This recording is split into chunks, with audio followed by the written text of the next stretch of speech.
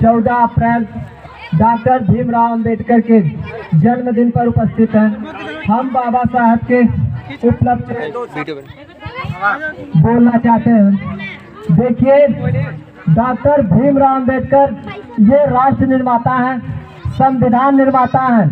ऐसे महान व्यक्ति ये हम और आपके लिए केवल इन्होंने दलितों का ही उत्थान नहीं किया है, बल्कि समस्त नारी और समस्त एक नारी समाज के और समस्त मानव समाज का इन्होंने उत्थान किया है।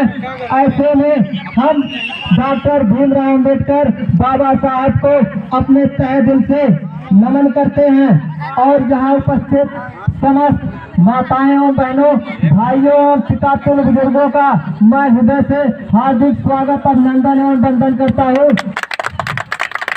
देखिए, हम बता दें कि डॉक्टर भीमराव अंबेडकर हम लोगों को ऐसे ही आज़ादी नहीं दे दी।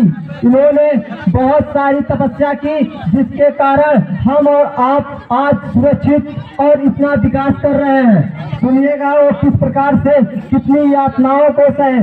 देखिए, इनका जन्म 14 अप्रैल 1891 ईस्वी को मध्य प्रदेश के महू जिला में हुआ था। डॉक्टर भीमराव अंबेडकर जो थे, इनके पिता राम जी थे और ये सेना में नौकरी करते थे और इनकी माता का नाम भीमा था।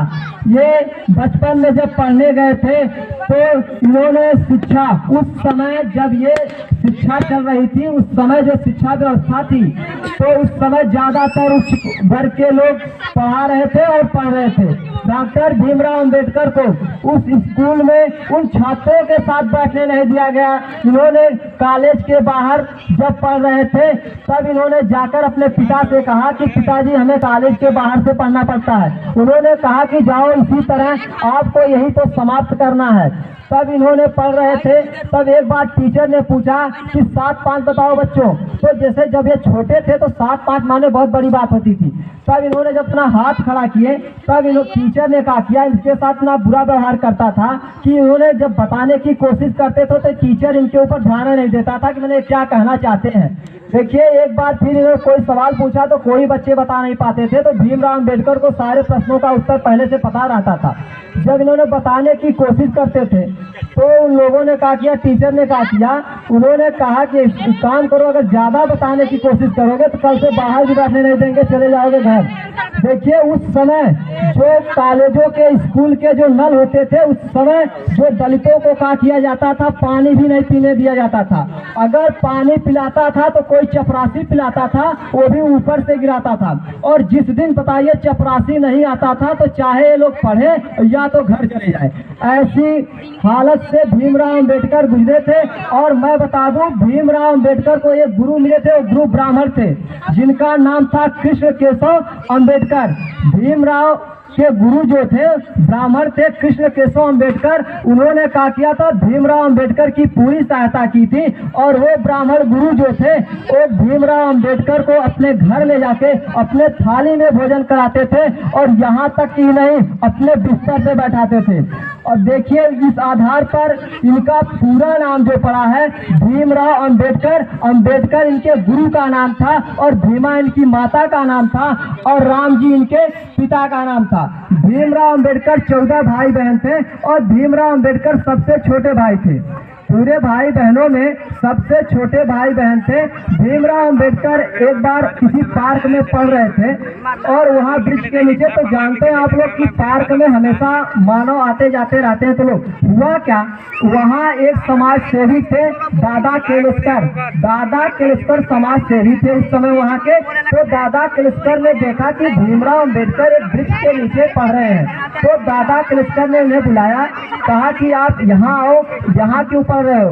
तब उन्होंने कहा भीमराव अंबेडकर ने, हम इसलिए यहाँ पढ़ रहे हैं कि हमको लोग पढ़ने नहीं देते अंदर। तब दादा केलेस्कर उस समय समाज सेवी थे और दादा केलेस्कर ने कहा, एक काम करो, आप उस समय एक संस्था चल रही थी, गीतावाड़ संस्था चल रही थी। ये दादा केलुस्कर ने इन्हें कहा कि गीतावाड़ संस्था पे ले गए। उस समय गीतावाड़ जो संस्था थी वो संस्था बच्चों को विदेश में पढ़ने के लिए भेजती थी।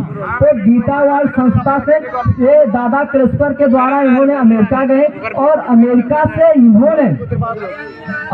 गए और वहां से इन्होंने डिग्रियां को प्राप्त किया।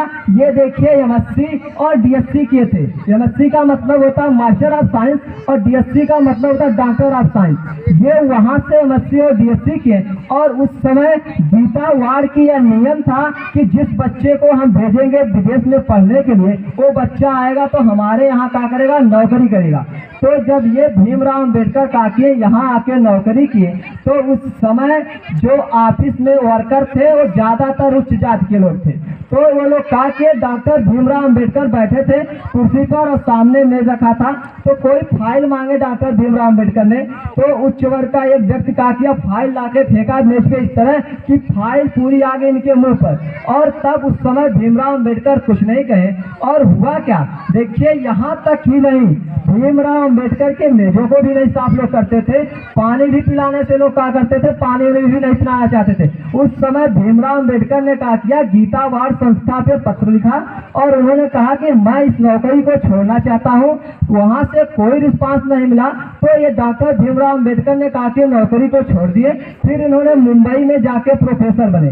जब मुंबई में ये प्रोफेसर बने उस समय अर्थशास्त्र पढ़ाते थे।